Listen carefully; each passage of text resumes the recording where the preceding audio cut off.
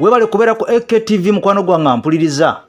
Nze Eke Master Mabiga w'omuzindalo okulabika nga nkutuusaako ensonga zonna. Ensasagge baluse mu kibiina ekya National Unity Platform oba oliawo yeetaaga kusabira omulungi gwe ampuliriza. Kale n'obuwombeefu video nkusaba sooka ogimpeere ekigalo obanga oli mpya osubscribinge ku channel yaffe tusobole okubeera nga tutambula ffenna mukwano gwange mpuliriza. Amawulire ag'omuntu owa wansi tugafunira wano ku EKTV nagamba amawulire gaba mangi naye oba oli atulondamu ago agasinga okubeera ag'omugaso. Nkwebaza nnyo yonna gy'osinzidde mukwano gwange okubeera nga otuteekamu ka data n'okubeera nga tokoowa n'akaddeko osobole okubeera nga otambula naffe. Ensasagge ebaluseewo mu kibiina ekya National Unity Platform okuviira ddala mu bakulu abakulembeze ku ntikko mukwano gwange okukira ddala eno wansi. Naye nga emberebezi weevudde omulungi ampuliriza nga sinaba kubeera nga njikubuulira, sooka okube ku nnamba y'essimu eyo mukwano gwange wagala edduuka ery'okupangisa nga olina saaluuni oba nga osala njala oba nga osiiga njala oba nga okola pedicure oba manicure oba nga oli mu bya beauty oba nga olina printer oba bya photocopy kuba ku nnamba y'essimu edduuka liri Makindye wali opposite ne Haji Haruna Mbiru wali eringa okumpi ne Park ojja kubanga otuuse omusasula mwezi gwokka gw'okoze edduuka munnaye ng'oli ewangulu ogenda kubeera sub-renter mu dduuka lino ogenda kubeera ng'olimu n'omuntu. Kale no mukwano gwange mpuliriza bweti embeera si nnungi mu kibiina kyaffe ekya National Unity Platform oba oliawo bannankyukakyuka mwenna amawulire wadde gabeera ga nnaku naye nyina okubeera nga mukwano gwange mpuliriza nga kutuusaako. Caucus eya local council oba eya local government mu National Unity Platform bafulumiza ekiwandiiko. Ekiwandiiko kino nga kiraga nti abakulembeze oba oliawo ku mitendera ena mukwano gwange mpuliriza bano bagenda kusinkana mwami Museveni, abakulembeze ku mitendera ena aba National Unity Platform mukwano gwange mpuliriza bagenda kubeera basinkana mwami Museveni. Ono sigo mulundi ogugenda okubeera nga gusoose abakulembeze mu Nuupu okwesolossa ne basinkana omukulembeze w'eggwanga Yoweri Kaguta Museveni mukwano gwange mpuliriza. Wabula ekibiina kirabudde ekya National Unity Platform ne kigaa nti kabeere lubaale kabeere Katonda kitwala sekulabula ne sekulabula yenna buli mukulembeze yenna gy'oli togeza ne weetantala n'ogenda mu lusirika luno olwa mwami Museveni lwayise. Olusirika luno mukwano gwange mpuliriza luli ku mutendera gwa LC3 bakiya persons bonna aba LC3 mu Uganda yonna bano mwami Museveni abayise. Jukira bakiya persons aba LC3 mulimu n'aba NUP mukwano gwange mpuliriza. Kale nno mwami Museveni bw'abadde ayisa abakulembeze bonna aba LC3 mu Uganda yonna n'aba NUP nga mwobatwalidde. Kuliko abakulembeze aba LC5 oba bayite bakiya persons ab'oku district mukwano gwange mpuliriza. Bano bangi nnyo abayitamu nga ba NUP oba National Unity Platform. Mwami Museveni abayise bonna bagenda kubeera nga bamusinkana aba NRM n'aba NUP. Takomye ku abo n'ayita ne ba speakers bonna mu nkiiko zonna eza council mukwano gwange mpuliriza ku level eya national oba ku Uganda yonna okugyetooloola. Kale nno bw'avuddeawo n'ayita ne ba meeya bonna oba giyite urban authority mayors bonna abayise abakulembeze ku mutendera ogwa meeya bwatyo nabeera nga abayise. Kakati nno bano bakola abakulembeze ba mirundi ena abayitiddwa mu Uganda bonna okugenda okusinkana mwami Museveni. Ensisinkano eno egenda kubeerawo ng'ennaku z'omwezi 2 omwezi ogwokuna omwaka 2023. Wabula abakulembeze mu National Unity Platform balabudde era ne bawooninga omukulembeze wenna oba oli LC5 oba oli LC3 oba oli speaker oba oli meeya togeza ne weetantala n'ogenda mu lusirika luno ekyankwanzi.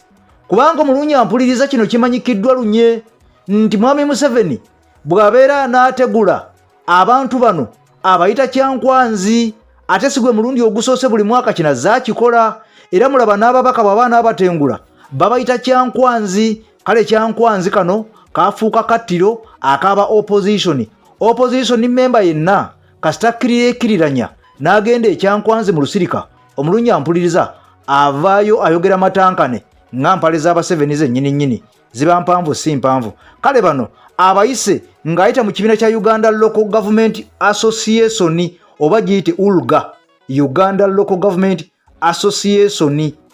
Kale n'ekibiina ekirala ekimanyiddwa nga Urban Authority Association of Uganda oba giyite UAU. Eyo kakati bibiina bino ebibiri Urban Authority Association of Uganda kw'ossa Uganda Local Government Association ULGA.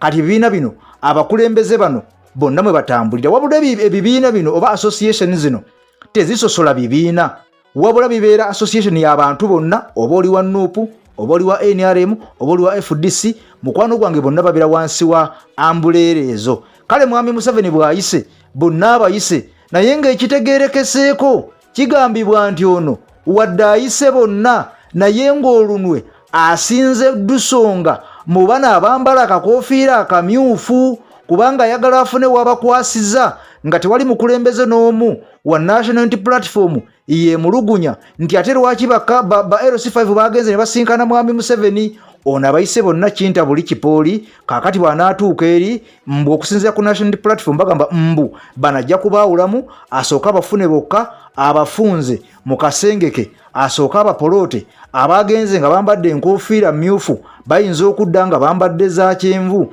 kubanga guno si gwe mulundi ogusoose. Omwaka ogwedde mu Lunyampuliriza mwami Museveni yayita bakansala mu meeting eyatula egaluga ab'omu district ey'Ewakiso bonna. Jjukira nti mu Wakiso district bakansala bonna abasinga mukwano gwange ba National Unity Platform oba bayita aba NUP.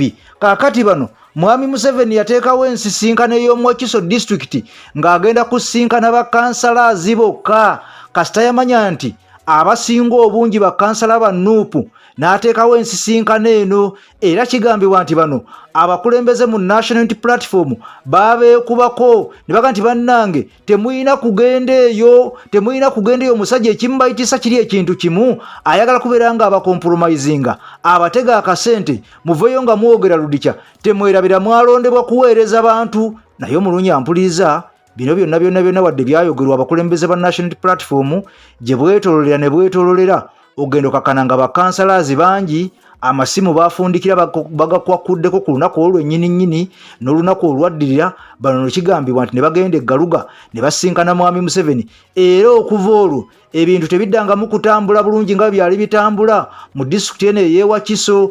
Era abakulembeze beerumaaluma, bakansalazi baafuuka ba kiboggwe. Kaakati emirimu egimu bafuba okulaba nga basika omuggwa ne bammeyaazi ku mitendera egy'enjawulo. Bakansalazi bano bafuba okulaba nga balimirye ba chairpersons kasa babeera nga bano ba National Unity Platform oba wa LC3 oba wa LC5. Bakansala bano beefukulula ne beefuula omwoyo guli ogw'eggwanga ogw'obutafa gwe bajja nagwo okubeera nga bayitamu baagukyusa dda. Kaakati balinga abalya mu lulime ne mu luzise. Kale nno bino byaleetera mwami Kyagulanyi Ssentamu Robert oba Mitembo okubeera nga na bano bwe baayitiddwa ekyankwanzi yajjukidde kinaga nti Ssekawuka kaali kakulumye ne boolaba omuguwa weekanga, era ono awooninze n'ajjukiza n'okujjukiza naga nti mujjukire ebyali eggaluga mu bakansalazi ab'Ewakiso bwe baabayita baavaayo bonna boogera bananaagira. Kaakati nammwe kye kimu kye mwolekedde. Era ono n'afundikira nga banagaye nti bannaye tebanoomu eyeeseguunya yadde agenda okusinkana mwami Museveni okusinziira ku kyaliwo eggaluga kye yakola bakansalazi, nammwe ayinza okukibakola. Era ono agamba teyandiremesezza bantu bano kubeera nga bagenda mu nsisinkano zino olw'obulungi bw'eggwanga, naye obuzibu obuliwo bano kasa basinkana mwami Museveni ababadde boogera nga beesimbye ejjalinga omusezi agule siyani nti yakulirako bantu bange bavaayo beekomomma. Abaali boogera nga abalimu amanda amapya bavaayo bonna basirisenge abakubiddwa enkuba. Kakati noono mu kulabula ne mu kuwooninga naga nti ekibiina kyaffe okusigala nga kikyatambulira wamu. Ensisinkano eno y'ennaku z'omwezi nga 4 omwezi ogwokuna mwaka 2023 ensisinkano eno y'ennaku z'omwezi nga 2 ensisinkano eno y'ennaku z'omwezi nga 2 omwaka 2023 omwezi ogwokuna. mulina okujesulubabba ng'engalabi nga nafsi bwe yeesulubabba engalabi, muleme kusinkana mwami Museveni. Nze mundaba mirundi mingi jazze nga mpita naye nagaana okusinkana omwami ono kubanga ye kasita akusinkana kibeera ekintu kimu, oyagala mmeka obiveemu, oba oyagala mmeka otwegatteko, oba oyagala mmeka osirike. Kale noono n'alabula ne Ssekulabula yenna, abakulembeze mwenna aba National Unity Platform, ensasagge bwetyo bwetambula. Jjukira nti mwami Museveni yali yalayira n'akomba ne kwebaza eribwa naga nti okutuuka omwaka 2020 opposition yonna njagala ng'eweddewo mu ggwanga Uganda nga tuli ku mugendo ffenna nga tutambulira wamu nga nsanafu nga tussa kimu nga nkuyege. Kaakati nno bugenze okutuuka 2022 nga National Unity Platform ekyaleeze bendera ebbanga ekyaliwanisa ekyalemeddeko ega tulina okubeerawo naffe wadde bingi ebizze nga bikolebwa n'okusiiga ekko aba opposition n'okubeera nga babawanda ebigambo by'okubeera nti nno be bakozi b'effujjo mu Uganda